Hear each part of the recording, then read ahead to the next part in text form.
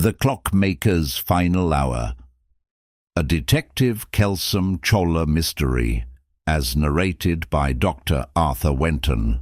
The Handless Clock. London in the hard winter of 1888 was a city etched in iron and ice. The snow did not fall so much as descend in weary clumps, heavy with soot from the factories along the Thames. It gathered in the gutters of Baxter Street like congealed ash. It clung to the gas lamps in blackened crusts. It turned every breath into a pale ghost that drifted away into the fog that smothered the district night after night. I had spent most of that day huddled near the fire in our sitting room at 357 Mason Street, reviewing medical notes I had meant to finish a fortnight earlier.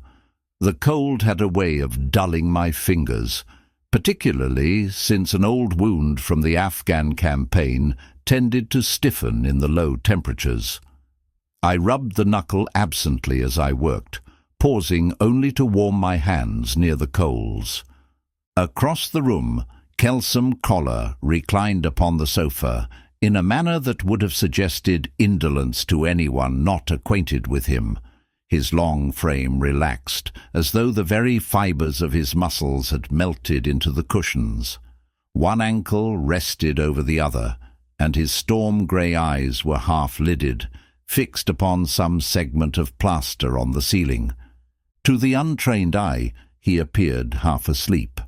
But I had long since learned to recognize the peculiar stillness that overtook him when his mind entered one of its deeper currents, that internal whirl of observation, recollection, and analysis. He was never still, without reason. Indeed, the quietest hours in Baxter Street were those in which Chola's mind worked at its swiftest.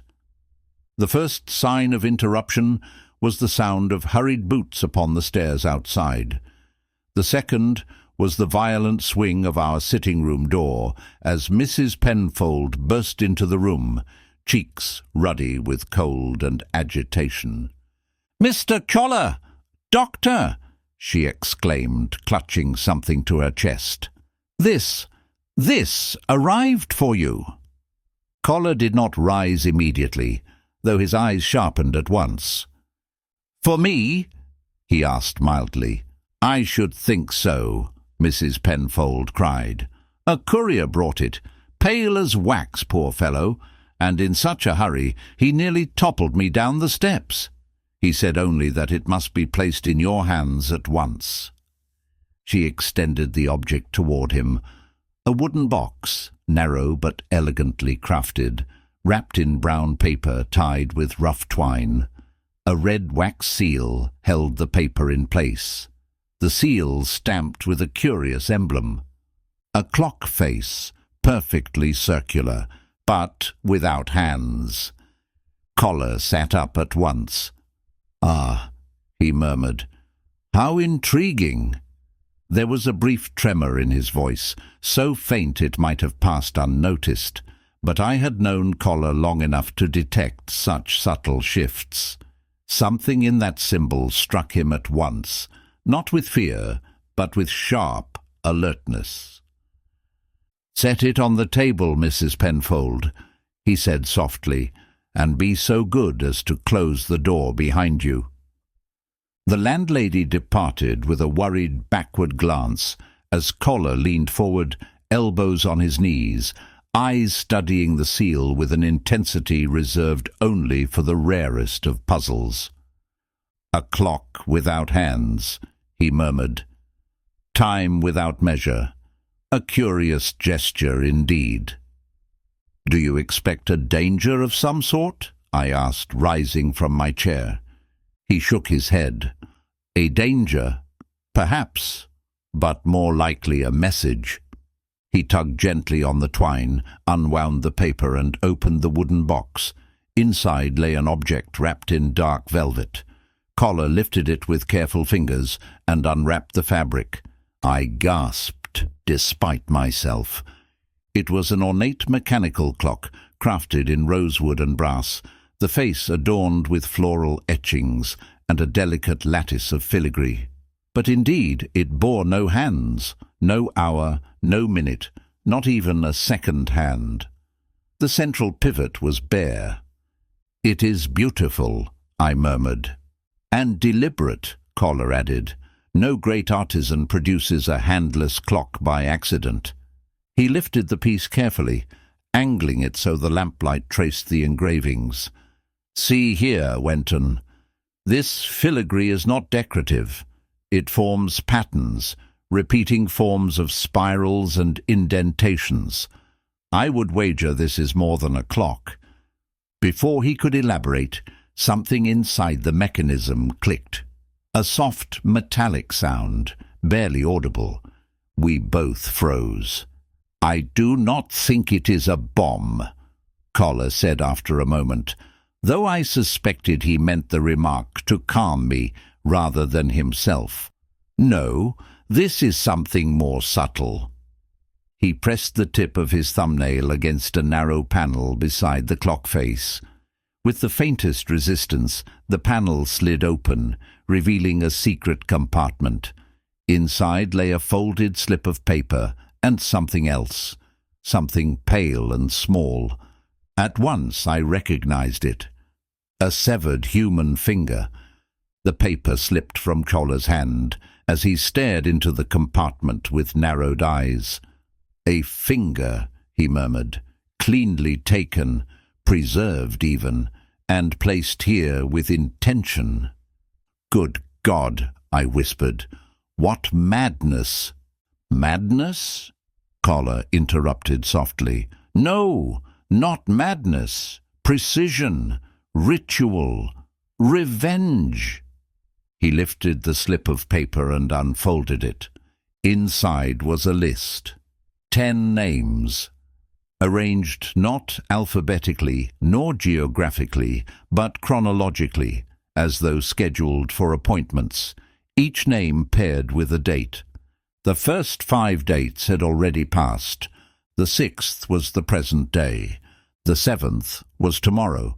The 8th, the 9th, and the 10th were yet to come. Collar stared at the list, his lips parted, his jaw tightening almost imperceptibly. The 10th name was Dr. Arthur Wenton. For a moment the room fell utterly silent. Not even the fire crackled. Snow drifted past the window like falling ashes. Collar's hand closed around the list with remarkable gentleness. "Well," he whispered, "this is unfortunate." I found my voice with some difficulty. "Unfortunate?" He met my gaze at once, and though he masked it behind nonchalance, I saw it clearly. A rare, fierce, protective spark flaring behind those grey eyes. "I had hoped," he said quietly, "that you would be spared this sort of entanglement, but it appears you are now the object of someone's vengeance." "Vengeance?" I repeated. "But whose?" Collar looked down at the clock, at the handless face, the hidden chamber, the finger. "There is only one craftsman in London capable of such mechanical elegance paired with such psychological menace," he said. "A clock without hands, a list of executions, a trophy of flesh. Yes, the signature is unmistakable." He leaned back, exhaling. "The work belongs to Aldous Greeley, the clockmaker of Briar Lane. But he died last week.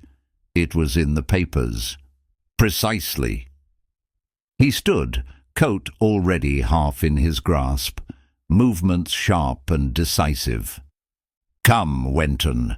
We must pay a visit to Mr. Greeley's workshop. But if the man is dead, then someone else is carrying out his final wishes." He paused at the door, glancing back toward the table where the handless clock sat gleaming in the lamplight. "And if my deductions are correct," he added, "we must reach the truth before the man who desires your death does." He opened the door, letting a rush of icy air fill the room. Time, he said with a strange, grim smile, is not on our side. Next, Act 1, The Winter Workshop. Several thousand words. Understood. We now continue with the full narrative novella. As before, this is written strictly in Dr. Arthur Wenton's voice, in a fully Victorian literary style, with continuity of tone and characterization drawn from the official bios, and the stylistic precedent of the Ashen Seal of Whitehall. The snow had thickened to a nearly impenetrable veil by the time Collar and I stepped out onto Baxter Street. The fog, blooming from the river to the south, muttered against the buildings like a discontented beast, dimming the gas lamps until they resembled trembling orbs suspended in a void. I pulled my scarf tighter around my throat and forced my hands deeper into my gloves. The cold bit with a wolfish persistence, gnawing at fingers, ears, and nose alike. Collar strode ahead with his usual purposeful swiftness, though I detected something different in his gait. A tautness, a suppressed urgency. His shoulders, normally relaxed even in danger, were set slightly higher. His hands did not swing freely but remained close to his sides, fingers flexing now and again, as though restraining the impulse to reach for something unseen. I knew him well enough to recognize that he was afraid, not for himself, but for me. The knowledge brought a curious warmth to my chest, a warmth quickly extinguished by the next gust of wind that cut through my coat like a blade. We made our way north toward Briar Lane, a narrow street off Holborn that had retained little of the charm its name implied. The lane was flanked by cramped brick buildings leaning inward, as if conspiring against the sky. Most were shops of modest means, repairers of boots and spectacles, sellers of old books and odd trinkets, and a baker whose bread had the density of cannon shot. At the end of the lane stood a narrow building of faded green brick. Its sign, swinging in the wind, bore the name Aldous Greeley, Clockmaker. Collar paused before the door. "Wenton," he said quietly, "stay close to me at all times once we're inside. Do not wander. Do not touch anything unless I instruct it. And if I say to leave, you leave." His tone brooked no argument, though I sensed he was not commanding me, but shielding me. I nodded. "Very well." He gave a faint exhale, relief perhaps, then pushed open the door. A tarnished bell clanged overhead as we stepped inside. The air was thick with the smell of cold metal, varnish, and something faintly medicinal, perhaps cleaning spirit or industrial oil. The dim illumination came from a single lamp placed behind the counter, its light flickering across a forest of clocks arranged on the walls, shelves, and tables.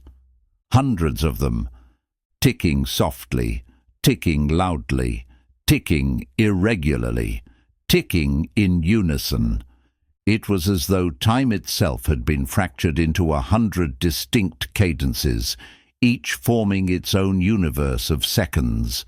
The combined sound produced an effect both hypnotic and unsettling, like a crowd whispering in a language just beyond comprehension. I felt a shiver creep up my spine. Collar moved forward with slow precision, sweeping his gaze across the shelves. "Greeley's craftsmanship," he murmured, "is unmistakable. Observe the symmetry of the brass filigree, the beveling on the gears." He favoured rosewood for its resonant qualities. He lifted a small clock to examine it, a delicate piece with silver inlay, ticking at a charmingly rapid tempo. Then gently he set it down. "Yet the piece we received is unlike any of these." We advanced deeper into the shop. Behind the counter lay an open door leading to the workshop. Collar gestured for silence, stepped lightly across the threshold, and entered. Greeley's workshop had the appearance of a sanctum devoted to mechanical ritual. The long bench, stretching across the room, held dozens of partially assembled clocks, coils of wire, lens magnifiers, and precision tools arranged with almost obsessive order. Frost clung to the inside of the single window. The room felt colder than the street outside. And then I saw it, a cot in the corner, draped in threadbare blankets and dust. Aldous Greeley had indeed lived, and died, here. Collar approached the cot and knelt, brushing a fingertip across the blanket's surface. "He died recently," he said, "within the past week. The dust is too light, but no one removed his body." "How do you know he wasn't found?" I asked. Collar pointed. "The pillow. See the indentation. A man does not die on his pillow and rise again to smooth it." He rose and moved to the far end of the bench. A ledger lay open, as though Greeley had been interrupted mid-entry. Collar examined the writing. "Here, the final pages." Greeley's handwriting grows shaky. His tool selection becomes erratic, signs of deterioration. "What cause, do you think?" I asked. "Illness? Possibly, but look here." He pointed to a blot of ink on the left margin, ink that had smeared in a particular streaked pattern. I leaned closer and saw what he had seen, the faint outline of a fingertip swirl. A fingerprint, but not Greeley's. "This is too large," Collar said. "Whoever handled this ledger had broader hands, heavier fingers, a younger man likely, one accustomed to labor." "A son?" I suggested. Collar's expression hardened. Greeley had 2 sons, both estranged, both with reason to despise their father. We remained silent for a moment. Then Collar's gaze moved to a small iron cabinet built into the wall. Its door was ajar by no more than an inch, but in that narrow space I detected a glint of polished brass. Collar moved toward it with the smooth, lethal grace that always preceded danger. He pulled the door open. Inside the cabinet lay 6 small brass cylinders, arranged in 2 rows. The cylinders were beautifully crafted, each etched with the same emblem, a handless clock face. Collar inhaled sharply. "Booby traps," he murmured. My stomach tightened. "Explosives?" "Not exactly. Mechanical capsules, likely containing some form of gas or chemical agent triggered by pressure or heat. Greeley was a genius in micromechanisms. Crude bombs were beneath him. He lifted one cylinder carefully, weighing it in his palm. "2 of these are missing," he added. "Taken." "For what purpose?" He set the cylinder back in place. "For the list." I felt the breath catch in my throat. "You mean each name on that list is associated with a capsule?" Collar said softly. "A method of death tailored to the victim. These mechanisms are likely designed for proximity activation, subtle, undetectable. But why such elaborate revenge? What wrong did these people commit against Greeley?" "That," Collar replied, "is the question." He turned toward the rear door of the workshop. The wood was splintered at the lock, forced. Snow had blown in through the gap, forming a narrow drift against the floorboards. "Someone has been here," he said. "Recently." I stepped forward to examine the broken lock, and a faint shift in the air made me stop. It was the subtlest change, but unmistakable. An exhale. Behind us. Before I could turn, Collar had already moved. He seized my coat front and pulled me sharply aside. At that precise instant, a soft click sounded from above. a sound I recognized with cold dread. A trigger. We both dove behind the workbench. There came a sudden hiss, low, serpentine, and accompanied by a faint cloud drifting from a shelf where a small decorative clock had sat moments earlier. The clock now emitted a sickly green vapor from its cracked casing. I covered my mouth at once. Collar flung a rag over his face and vaulted toward the shelf, grabbing the compromised device and hurling it out the window. It shattered on the cobblestones below. The hiss faded with the shattering. We waited several breaths before rising. My heart hammered. That was meant for us. For you, Kohler corrected quietly. The mechanism triggered when you stepped within range. His eyes, those grey, calculating eyes, burned with something more fierce than deduction. He was furious. He would never show it loudly. But I saw it in the set of his jaw, the tension in his shoulders, the way his fingers curved slightly, as though restraining a more primal response. "Wenton," he said, "I will not lose you to a clockmaker's sons." His voice was low, fierce, more raw than I had ever heard it. I swallowed hard, unsure how to respond. He turned away abruptly, as though reining himself in. Whoever planted that mechanism knew we would come here. They know our patterns. He bent to examine the shattered remnants left on the shelf. A beautifully rigged device, a hair-trigger inhalant dispersal system, the sort of thing Greeley could teach to an apprentice. I frowned. An apprentice? You mentioned only his sons. Yes, Kohler murmured, but Greeley trained others before his decline. Some might have joined his sons. Or perhaps... He paused, fingers grazing the wood. Perhaps the sons are using Greeley's legacy, not his knowledge. He turned sharply. We must leave. There is nothing more for us here, except danger. We exited through the front, both wary of any further mechanisms. The snow had softened to a steady fall, the flakes glimmering faintly beneath the lamps.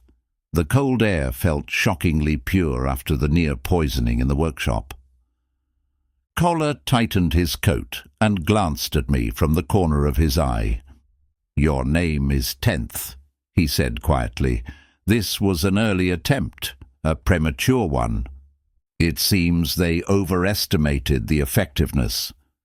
"They underestimated my willingness to move you out of harm's path," he countered. Our breath mingled in the frost. A silence stretched between us, not uncomfortable, but weighty.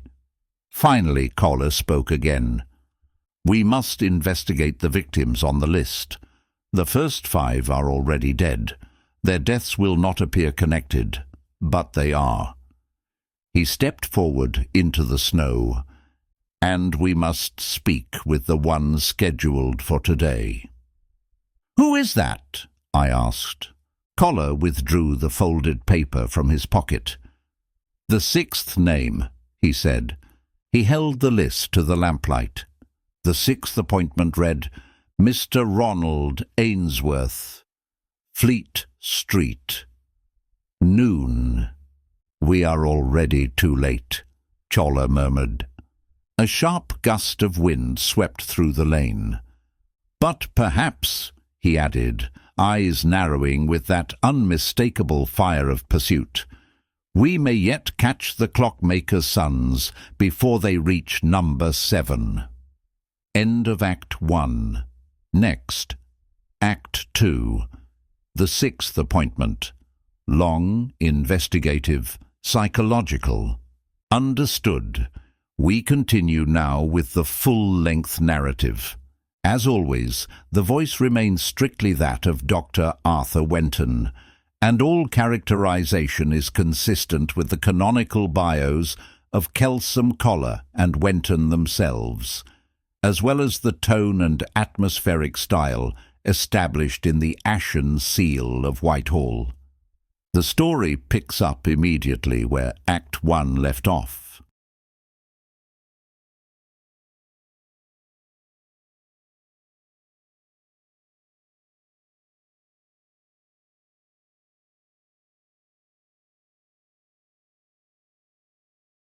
Act 2, The Sixth Appointment. The storm had worsened by the time we reached Fleet Street. The cold had developed a hard, crystalline bite that insinuated itself even through layered wool and thick gloves. The lamps along the street guttered in the wind, their flames bowing and stretching like thin ribbons of gold.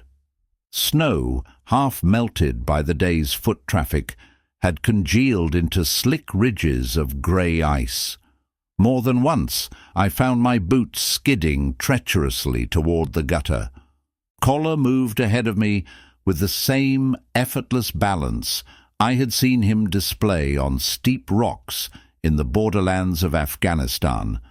Nothing hindered him, not the ice, not the bitter wind, not even the ominous knowledge that a murderer had attempted my life scarcely an hour before. His long frame cut through the storm with purpose, his coat snapping behind him like a banner. "Ronald Ainsworth," he murmured as we pressed onward. "A solicitor, formerly of modest reputation, recently elevated to partnership. A man of ambition, a man who dealt in estates, inheritances, and disputes among families. Would he have known Greeley?" I asked. "Perhaps," Kohler replied, "but more likely he wronged him, or wronged someone dear to him. Revenge, Wenton, rarely strikes the offender alone.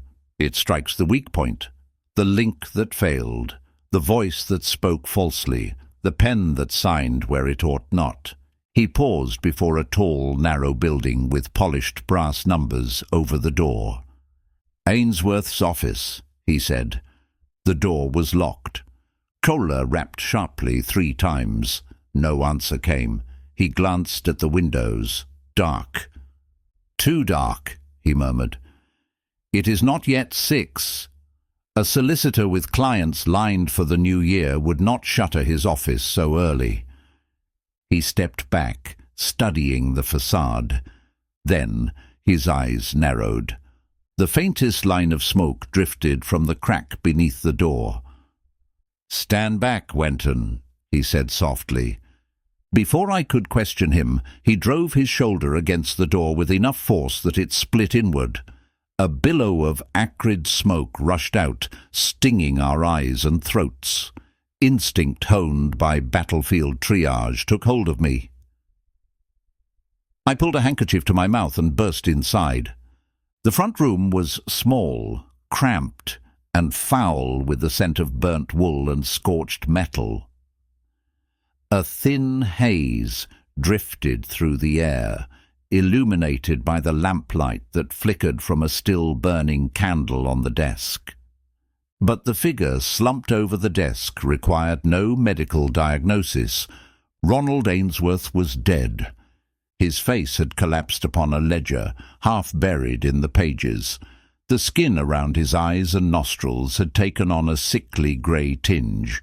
His lips were parted slightly, caught in the frozen whisper of a breath he no longer possessed.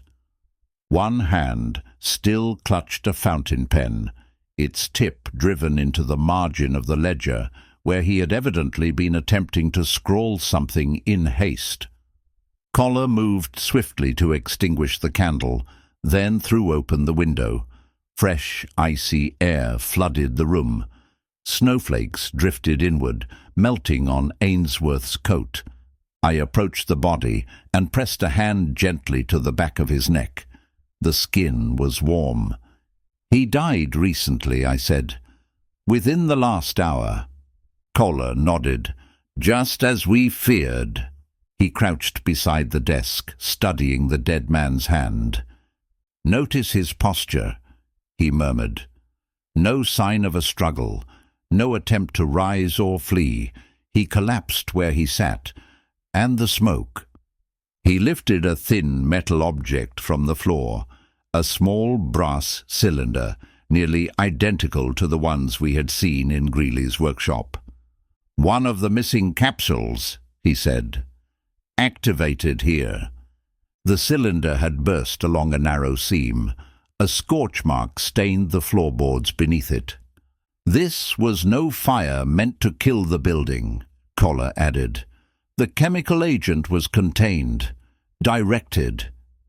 I leaned closer to the ledger. "He tried to write something." "Yes," Koller murmured. "What remains?" I tilted the ledger toward the window light. A single word had been scrawled in Ainsworth's cramped hand. "Brock dash dash." "It trails off," I said. "He collapsed before he could finish." "Not entirely," Koller replied, tapping the ink blot where the pen had struck. "He attempted to circle something." "What?" "Look to the left margin." I did so, and saw it. A column of names, part of a register of estate beneficiaries. One name had been circled with a violent, irregular loop, the ink blotted as though Ainsworth's hand had trembled. The circled name read, Henry Brokehurst. "Does that name mean anything to you?" I asked. Koller's eyes sharpened. "Yes." He reached into his coat and withdrew the list we had found in the handless clock. Henry Brokehurst was the 7th name. "Tomorrow's victim," I murmured. "Unless he has already met the fate intended for him," Koller said. "We must go at once. Brokehurst resides in Kensington. He is a jeweller, one of considerable notoriety for his dealings in rare stones." Before we could leave, Koller scanned the room again, this time with the vigilant focus of a predator seeking the last trace of its quarry. He knelt beside the window and brushed his fingertips across the sill. "There were 2 people here," he murmured, "Ainsworth and a visitor. The visitor stood here for several minutes." "How do you know that?" I asked. He lifted a small fragment of fibre between his fingers. "From a coat," he said. "Wool, coarse, the sort supplied cheaply to dock workers. But this is not from a dock worker. This is from a man who wishes to appear as one." He stood slowly. One of Greeley's sons disguised himself. Then something else caught his eye, a faint depression in the snow outside the window. A footprint, not the shape of a normal shoe, but something else, narrow, angled, the heel unusually worn. Koller exhaled. "At last," he whispered. "A signature, a pattern, a quirk of gait that cannot be disguised." He turned to me with an intensity that sent a chill through me that had nothing to do with the winter air. "Wenton," he said, "we are no longer hunting an unknown killer. We are tracking a man with a very particular stride and a mind that matches his father's for cruelty." He stepped toward the shattered door. "But we have no time to spare. Brokehurst may be marked even now." As we hurried back into the street, I ventured a question. "You said one of the sons," I noted. "Does he work alone?" "No," Koller replied grimly. "Greeley had 2 sons, twins, born 6 minutes apart. The elder was called Abel, the younger Lyle, and both estranged, for reasons very much worth discovering." He paused at the end of the street, scanning the snow for further footprints.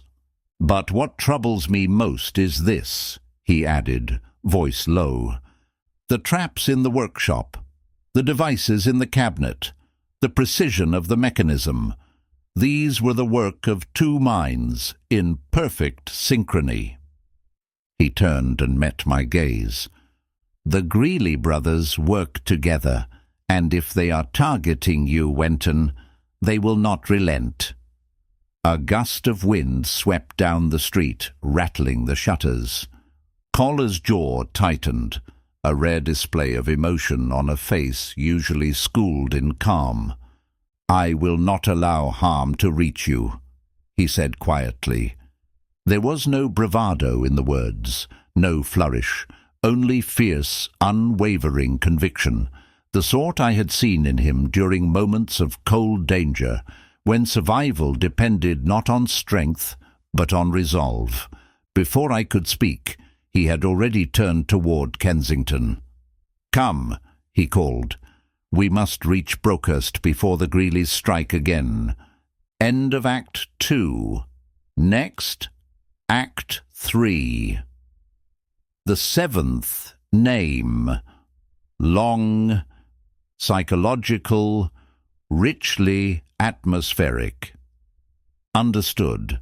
We now continue with the next major section of your full-length novella.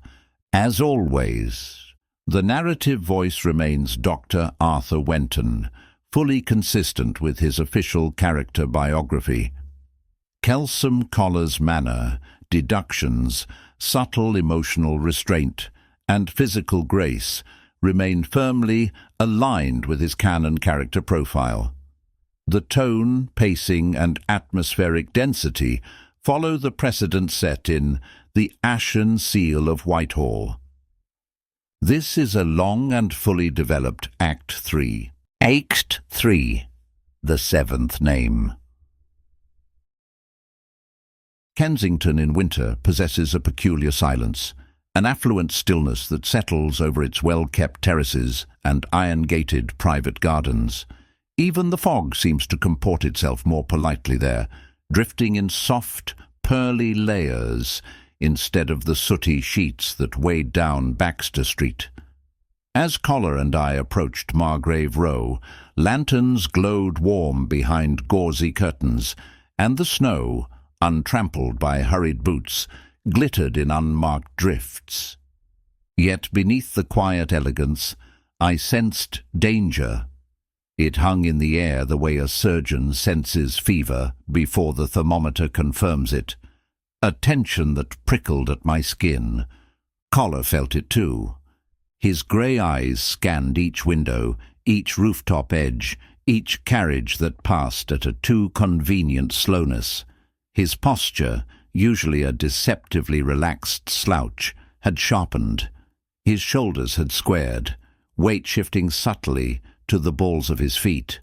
He moved with the coiled readiness of a man who expected violence at any moment, but would greet it with cold, surgical precision. I had seen him like this only a handful of times since our partnership began. Once in the derelict opium den off Seven Sisters Way, once outside a smuggler's warehouse on the Thames where gunmen lay in wait, and once in the campaign at Maiwand, where he had saved my life with a swiftness I still struggle to properly describe. Now, that same protectiveness radiated from him, unspoken but palpable. We reached the jeweller's shop, Henry Brockhurst and Sons, established 1834. A modest storefront, its windows shuttered against the storm. Collar tapped the door with 2 fingers.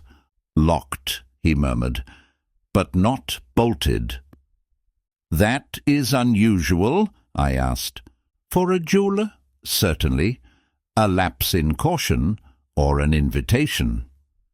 He motioned for me to step back, then leaned close, listening. After a moment he depressed the handle gently. The door creaked inward. Inside, the darkness seemed to breathe. The shop was dimly illuminated by a single lamp near the rear, casting long, angular shadows across display cases filled with velvet-lined trays. I noticed at once that the trays were empty, every ring, necklace, and stone removed. "That," I whispered, "is not encouraging." "No," Collar murmured, "it is not." We advanced cautiously, our boots silent on the carpeted aisles. The lamp's flame flickered as we passed, its glow catching motes of dust, that hung motionless in the air. Collar paused beside a glass counter. "Observe," he said quietly. I leaned closer. A faint imprint marred the dust on the surface. Not the print of a hand, something smaller, more delicate. "A tool?" I asked. "A gear," he replied, and indeed, as my eyes adjusted, I saw it more clearly. The outline of a tiny brass gear, half an inch in diameter, the sort used in precise mechanical instruments. "Greeley's sons were here," Collar said. "Recently." A faint sound interrupted us, a soft groan. I spun at once, instincts from battlefield triage igniting in my muscles. The sound came from behind the door leading to the back room. Without waiting for Chola's signal, I rushed forward and pushed it open.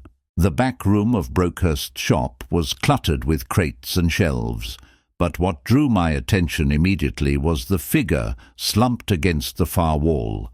Henry Brokehurst. He was alive. Barely. His face was pale, his breathing shallow and erratic. A dark bruise spread across the side of his head. His left leg was twisted beneath him at an unnatural angle, and blood pooled beneath his coat. "Kelsom!" I called.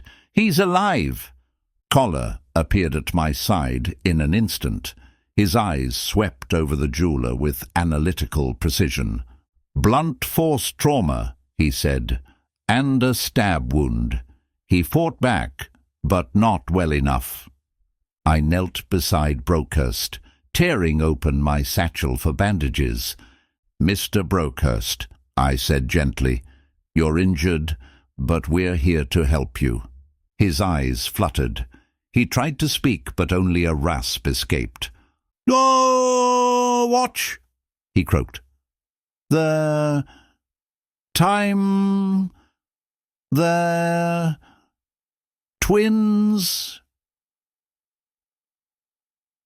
His head slumped sideways. "He's slipping," I murmured. Collar crouched beside me. "Wenton, the wound to his abdomen. What do you see?" I pressed my fingers to the blood-soaked cloth. "A deep puncture," I said. "Straight in, narrow entry, sharp, slender blade, perhaps an awl or a fine stiletto." "A clockmaker's tool," Collar murmured. "Of course." We worked quickly, I to stop the bleeding, Collar to examine the surroundings. Brokehurst was semi-conscious, his breaths shallow but rhythmic. The man had minutes, perhaps an hour if we moved swiftly. Collar stood and began to examine the room as I worked. His steps were slow, deliberate, noiseless. "Wenton," he said after a moment, "look here." I glanced up. He stood over a fallen ledger, not unlike the one at Ainsworth's office, but thicker and bound in leather. It lay open to a page covered in Brokehurst's neat writing, except for the last line, which had been crossed out violently with ink. "What does it say?" I asked. Collar read aloud. "Commission, Greeley. Appraisal of silver pocket watch. Value disputed." He paused, eyes narrowing. "Wenton, Greeley brought a watch here. A silver one. For appraisal, Brokehurst must have refused his valuation." "Offended him," I murmured, "and thus earned himself a place on the list." Collar turned another page. The next entry chilled me. A rough sketch of a handless clock. Beneath it, written in hurried script, "Tell someone before he finishes it." Collar closed the ledger slowly. "He feared Greeley," he said quietly. "Feared what he was making. Feared what would follow." I looked down at the jeweler. "He said something about time and the twins." Collar knelt again, studying Brokehurst's face with a strange softness. "He is afraid," he murmured, "even now."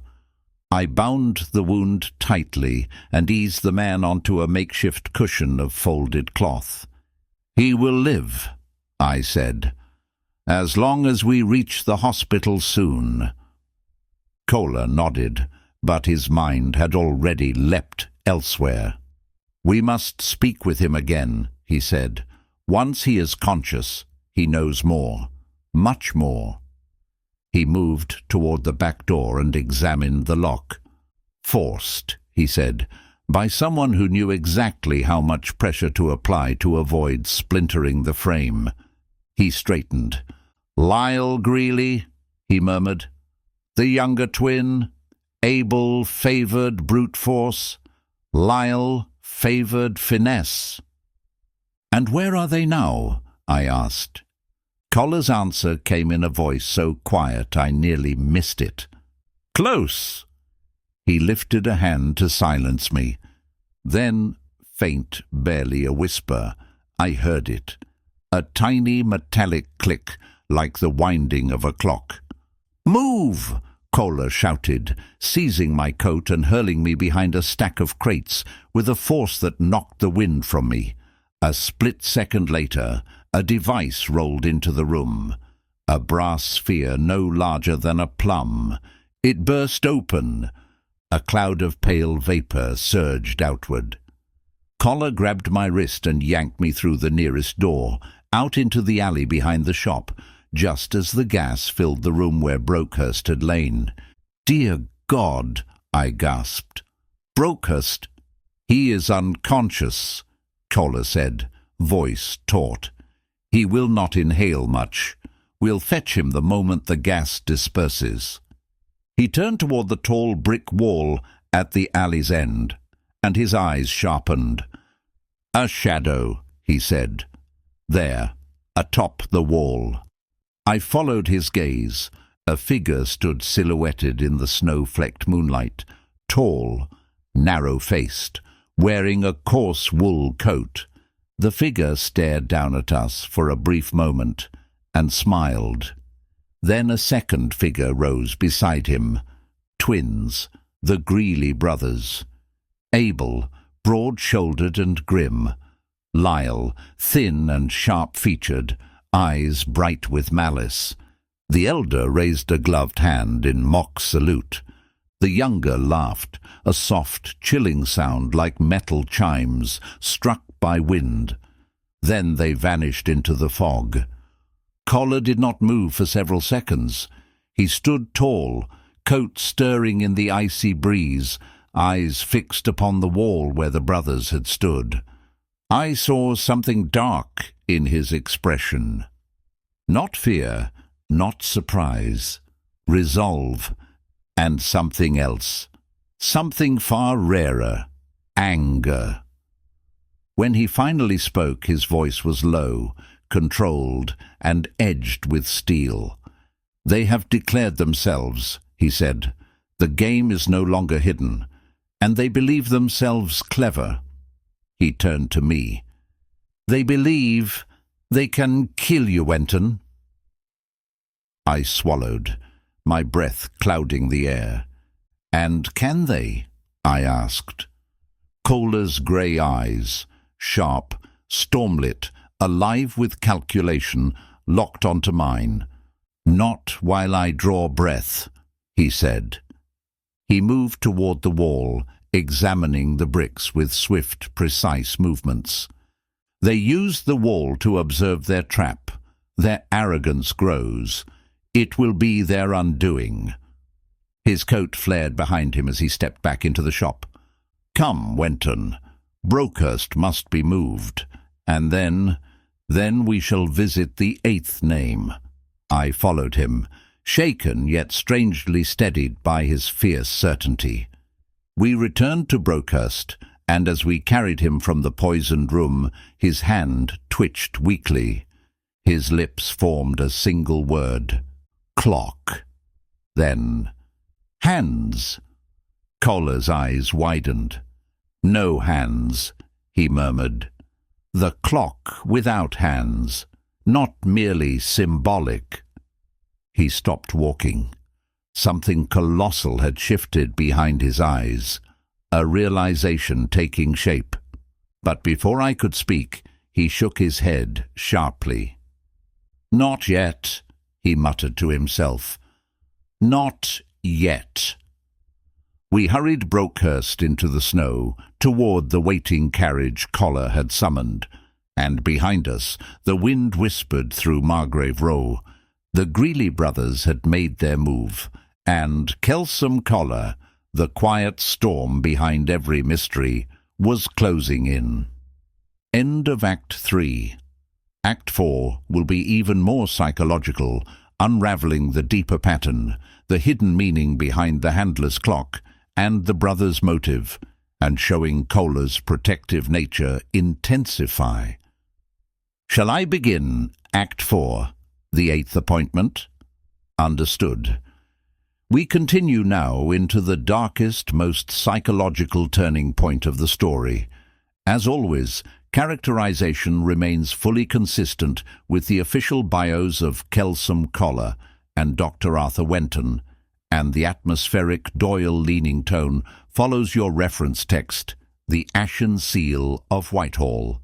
This is Act 4, one of the longest and most emotionally charged segments of the entire novella. Act 4, the 8th appointment. Kensington receded behind us like a half-remembered dream, its quiet, lamplit streets swallowed by the dark swell of London's winter storm. Snow fell in great rolling curtains now, thick enough to blur the shapes of passing carriages into spectral smudges. Wind howled through the narrow arteries of the city, rattling window shutters and yanking at our coats with claw-like fingers. Collar walked ahead of me at a pace bordering on ruthless. For all his usual calm, all his habitual poise, something within him had hardened. The near poisoning in Greeley's workshop had shaken him less than it had angered him. The brothers' appearance on the wall, their mocking salute, had struck a deeper chord. But it was Brokehurst's whispered warning, the word "hands" breathed through bloodied lips, that had turned Collar's stride into that of a man hunting his own reckoning. "This way," he said, turning sharply onto Cinderfold Street. "Where are we going?" I asked, jogging to keep pace. "The 8th name," he replied. "We cannot wait for daylight. The brothers do not sleep while the list remains unfinished." He withdrew the folded slip of paper from his coat and held it under the lamp as we passed beneath its shivering flame. 8. Mrs. Lydia Harroway, Greystone Court, midnight. "Midnight," I murmured. "That is less than 2 hours from now." "Precisely." His footsteps quickened. I recognized the name, Lydia Harroway, a once prominent philanthropist who had vanished from society 2 years earlier after the death of her son. Rumour said she had grown reclusive, never leaving the confines of Greystone Court, her crumbling estate on the outskirts of London. "What connection could she possibly have to Greeley?" I asked. "That," Collar replied, "is the question she must answer before the twins reach her." The snow thickened, turning our path into a pale labyrinth of shifting drifts. The lamps dwindled as we moved eastward, the streets growing more decrepit.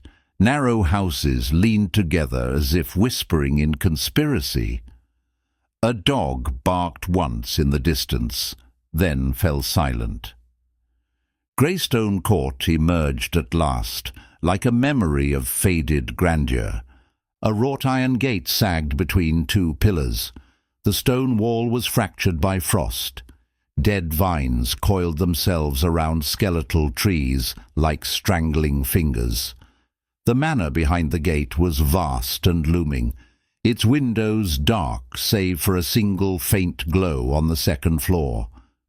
The place looked abandoned, forgotten by time, but as Collar pushed the gate open, A gust of wind carried a faint metallic scent to my nostrils. I froze. "Kelsum," I whispered. He inhaled deeply, his expression sharpening. "Blood," he murmured. "Old, but not ancient. Someone was injured in the last day or two." The stone path leading to the manor's entrance was half buried under snow, yet faint disturbances marred its surface. Footprints, but distorted by drifting flakes. Large boots, narrow boots, 2 pairs. "They came here already," Koller said quietly. "Tonight or last night." We reached the front door. He placed 2 fingers against the wood. Cold, undisturbed for hours. He tried the handle. It twisted with only the slightest resistance, then clicked open. The hall beyond was dark and cavernous. Our lantern cast a narrow golden eye into the void, illuminating worn carpets, dust-laden portraits, and a grand staircase rising into shadow. A soft shuffle sounded above us. Koller's head snapped up. "Mistress Haraway," he called, "remain where you are. We are not your enemies." Silence. Then another sound. Something rolling lightly across the floorboards, somewhere on the 2nd level. A slow, deliberate metallic whir. A sound we had heard before. Koller's jaw tightened. "We must hurry." He leapt up the stairs 2 at a time, moving with predatory grace, light on his feet, deadly in his focus. I followed, lantern in hand. At the top of the staircase, a narrow corridor extended into gloom. Snow had blown in through a cracked window, scattering icy dust across the floor.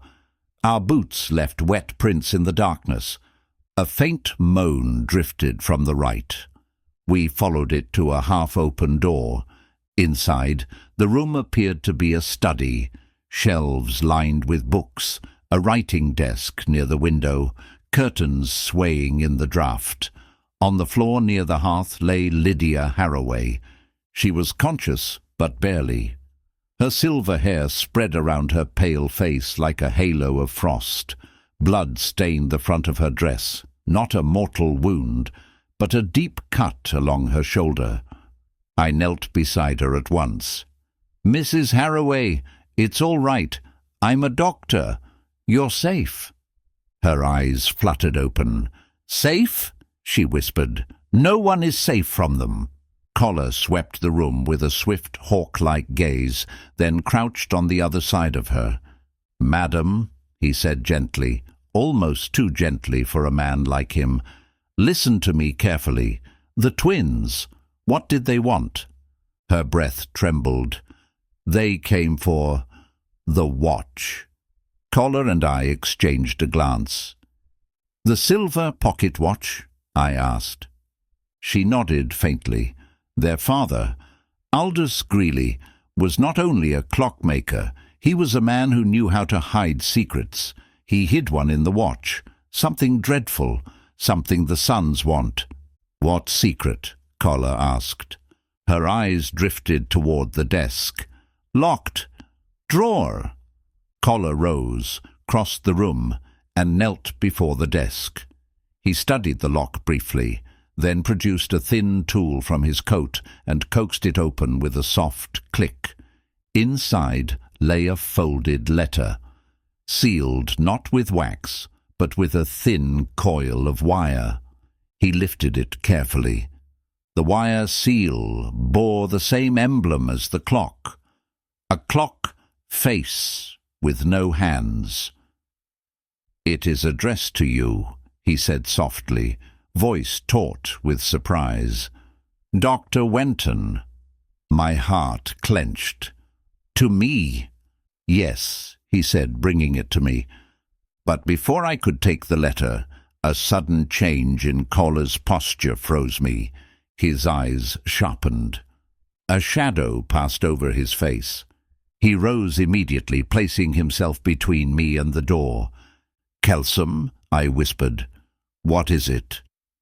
"Wenton," he said, voice low and deadly, "step behind the desk. Now."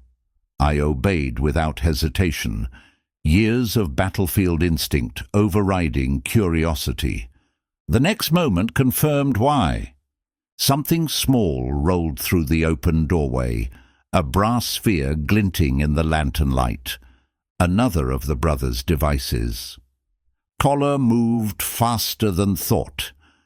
He snatched the sphere mid-roll, pivoted, and hurled it through the open window with all the force of a man accustomed to surviving ambushes in far harsher lands.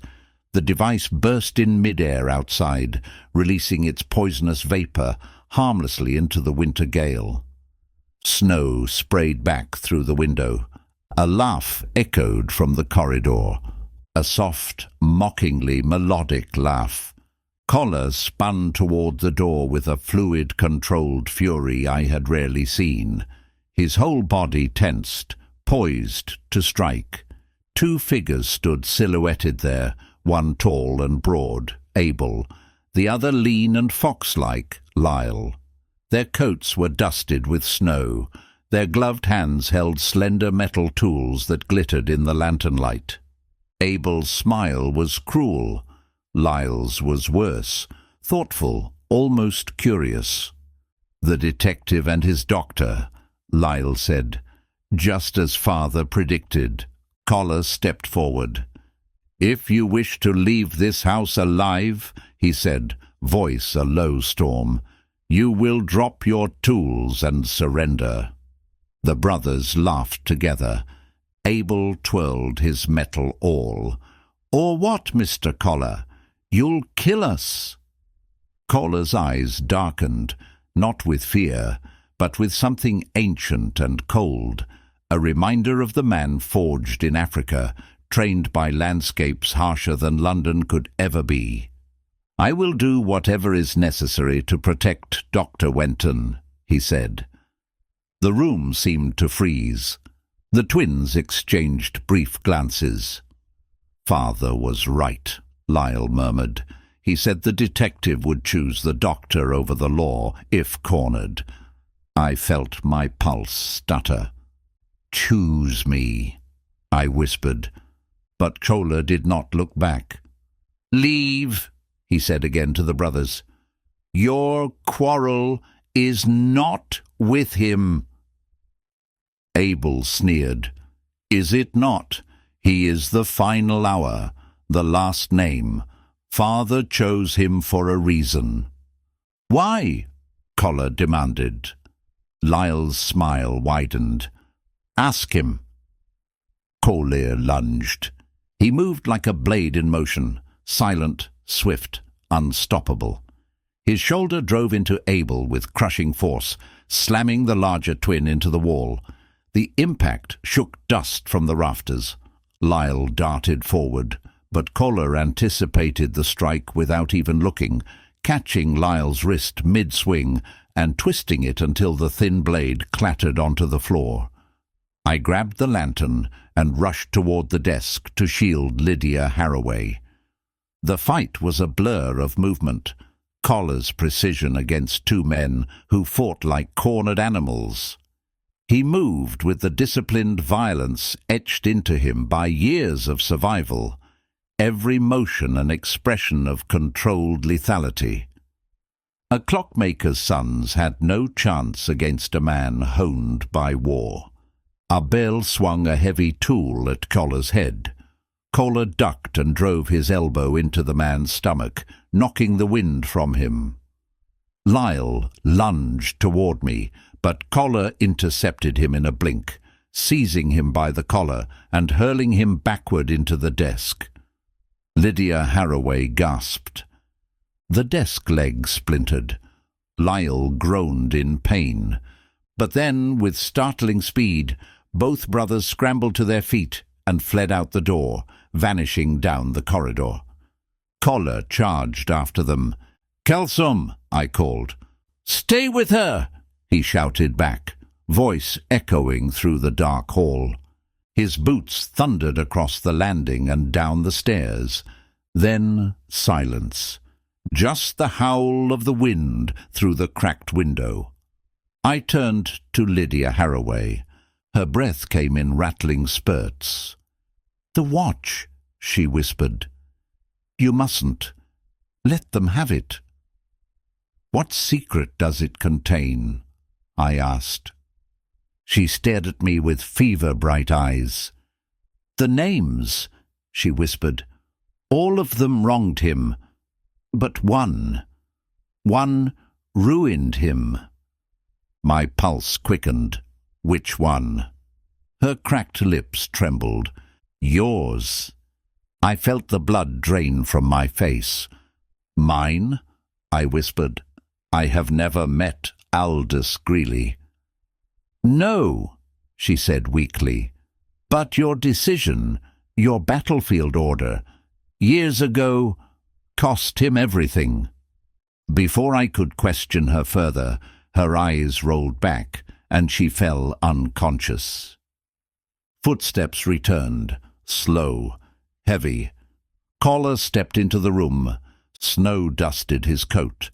His breath came quick with exertion. "They escaped," he said. Then he saw my expression. "Wenton," he murmured, "what happened?" My voice shook as I held the letter addressed to me. She said, "Greeley's revenge began with a decision I made in the war, that I ruined him." Collar's eyes darkened. He crossed to me in 3 strides and rested a firm hand on my shoulder.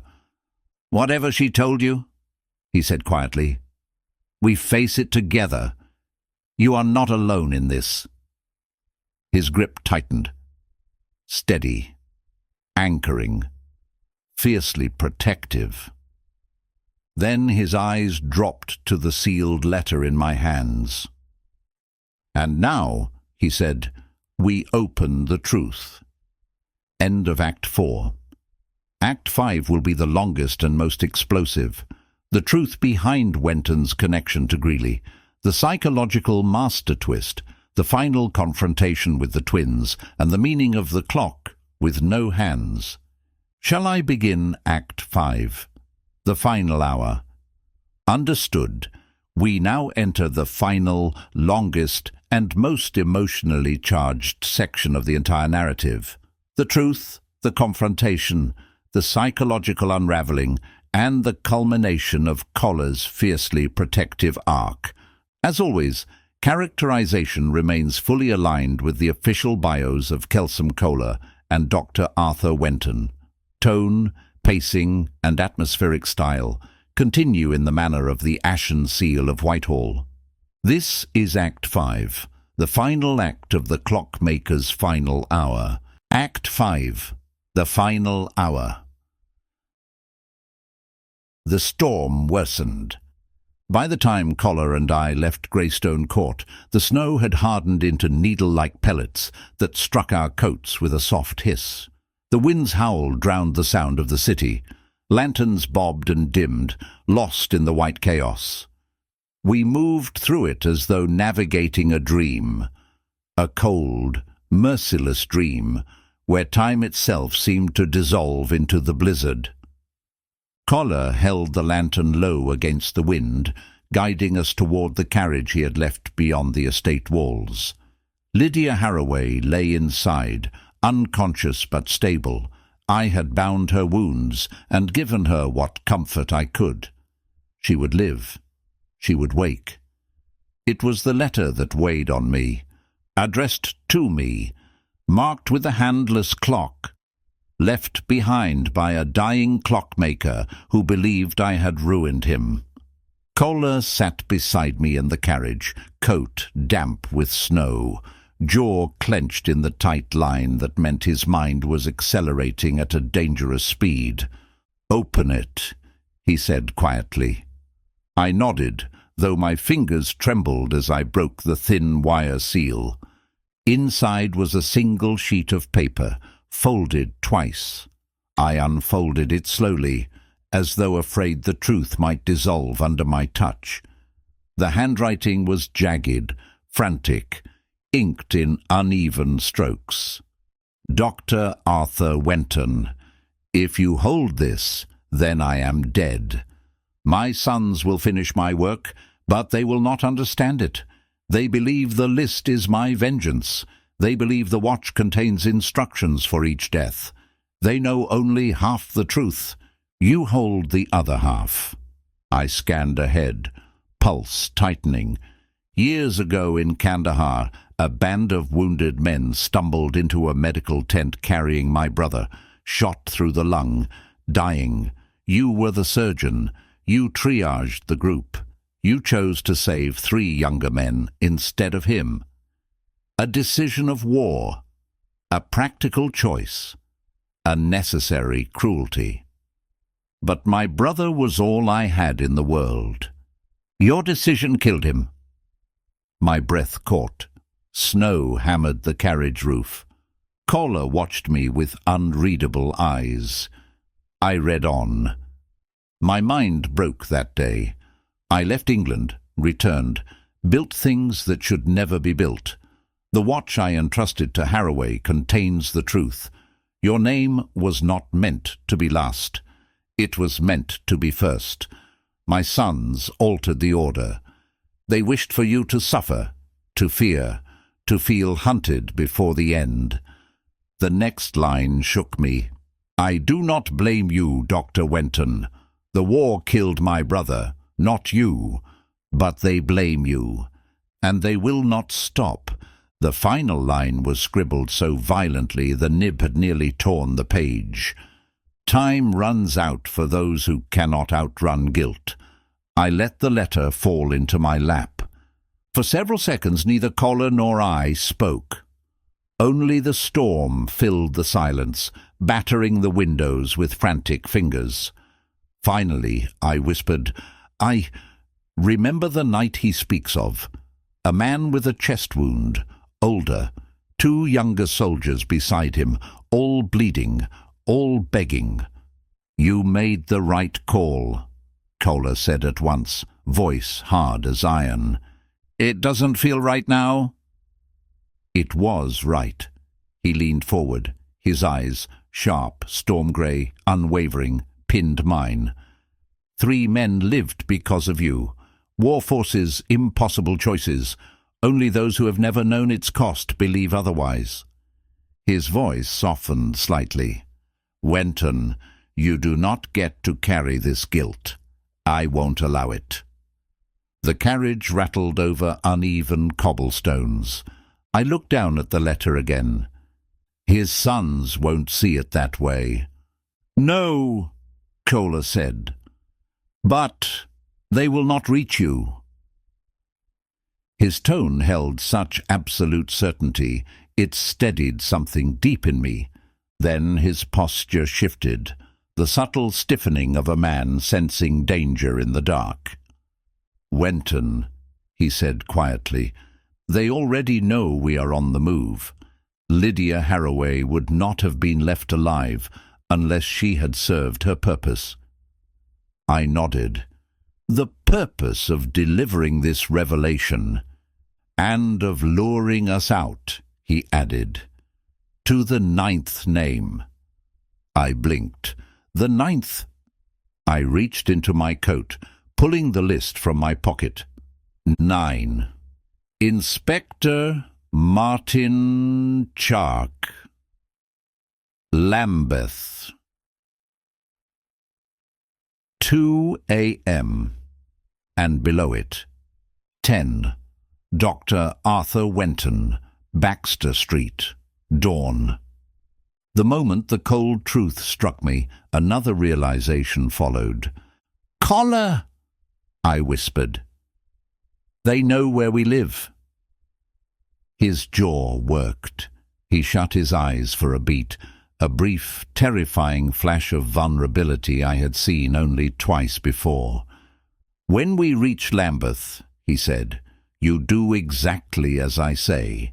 No improvisations, no hesitation. Kelsom -- He turned to me fully.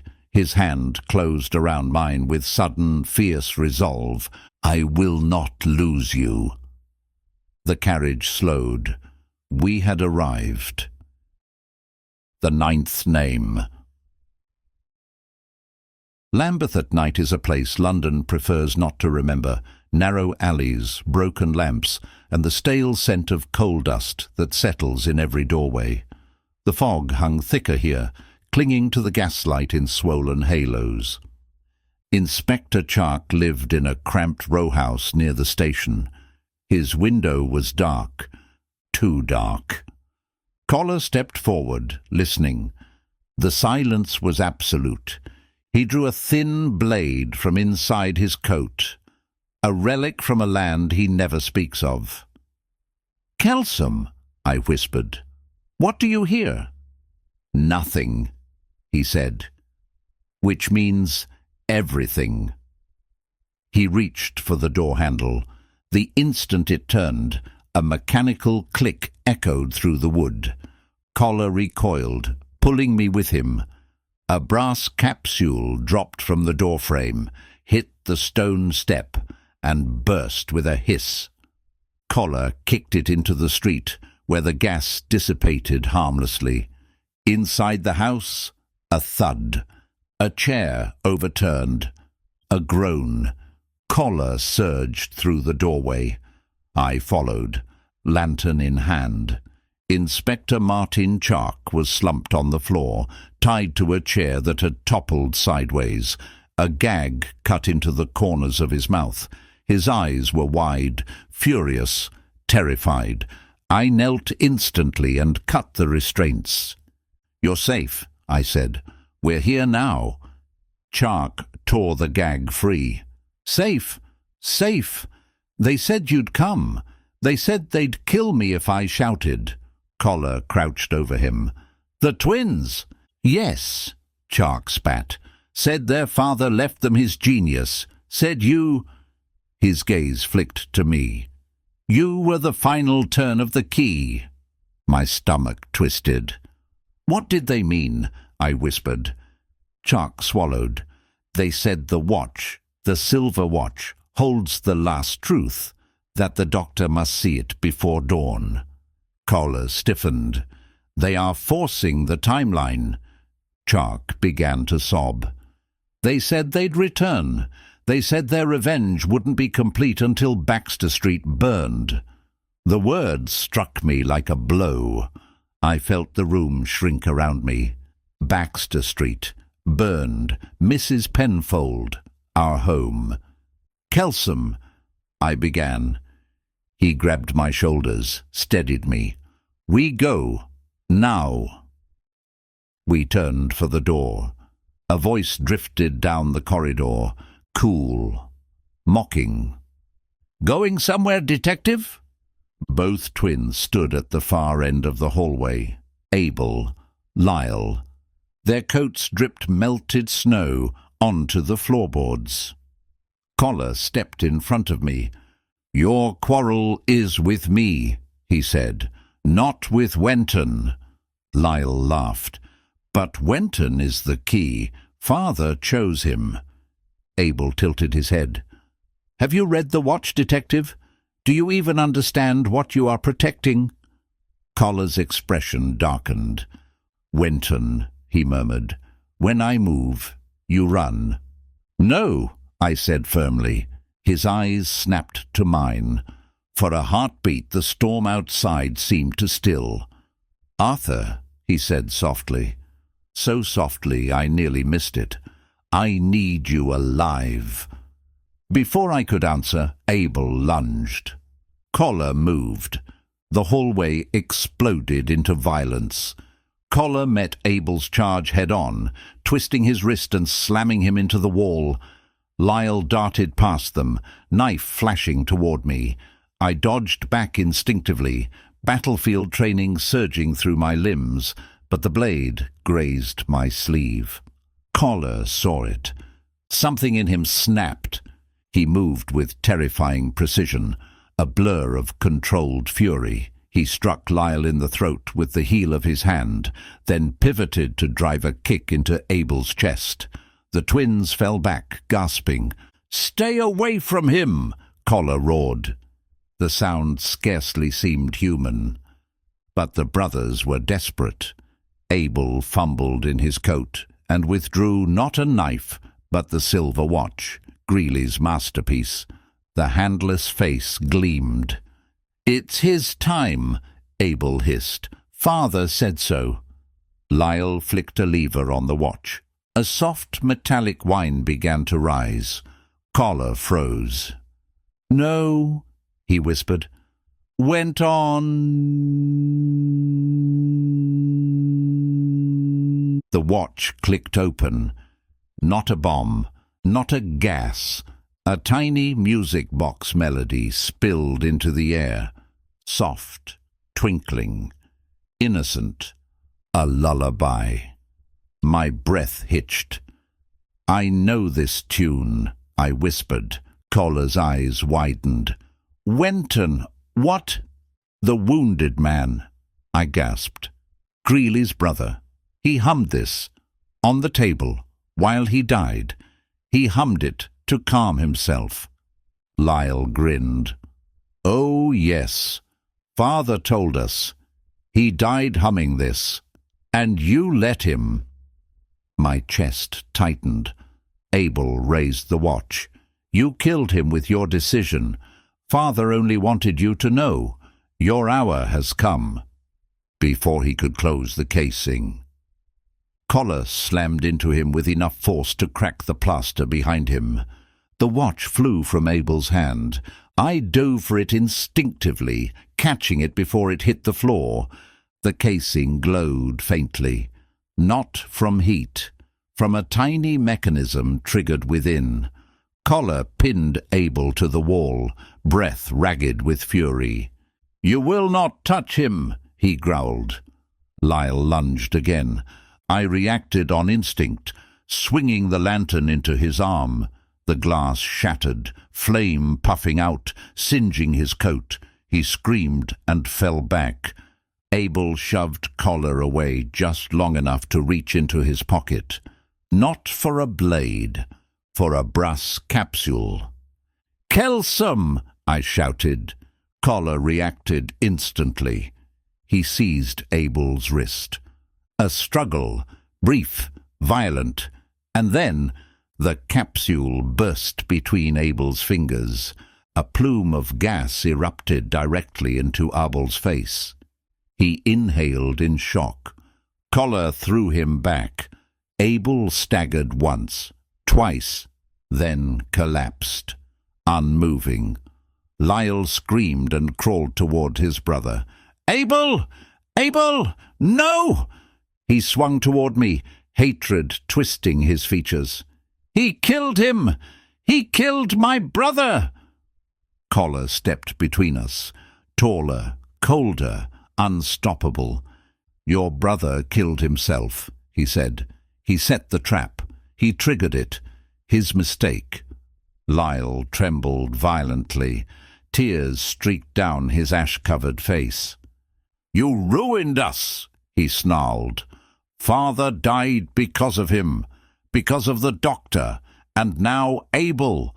Now—" He lunged. He never reached me. Collar caught him, twisted his arm behind his back, and forced him to the floor. Lyle sobbed, shaking uncontrollably. "It was never about revenge," Collar said softly.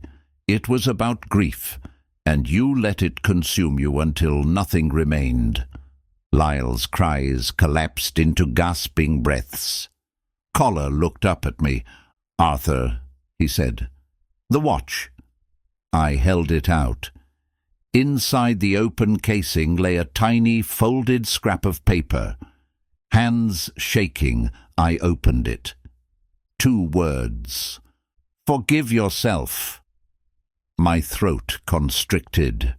The room dissolved into silence. Collar stepped closer, placing a steady hand on my shoulder. "It was never your hour," he said quietly. It was his. Something inside me broke, and then, slowly, something rebuilt itself. The storm outside eased. The snow softened to gentle flakes. Inspector Chark stirred on the floor, groaning softly. The twins lay before us, one dead by his own device, the other weeping his rage into the floorboards, and Collar, tall, grim, storm-coloured, stood beside me like a sentinel carved from winter itself. "We're going home," he said. I nodded. Together we stepped back into the night. Morning light crept across London like a shy apology for the storm. Snow softened the rooftops. Smoke trailed lazily from chimneys. Baxter Street glowed faintly gold beneath the rising sun. Collar and I sat in our familiar sitting room, fire renewed, coats steaming by the hearth. Mrs. Penfold fussed over tea and blankets until Collar assured her, gently for him, that we were not dying. The handless clock sat on the table, silent now, its hidden chamber empty, the list folded away. Only the watch remained, its tune quiet, its message simple. "Forgive yourself." I turned it in my hands as Collar stood at the window, watching the street with that restless energy that only subsided when a case had found its end. "You saved me," I said quietly. He did not turn. "You have saved me more times than you know." After a moment he added softer, "And I meant what I said, Arthur. I will not lose you." Warmth spread through my chest, deeper than the fire's heat. Outside, dawn brightened. Time at last moved forward again, and the clockmaker's final hour passed into memory. This has been a Kelsom Kohler short story, brought to you by Orbinwood Media. Please like, follow and share. Goodbye for now, until next time.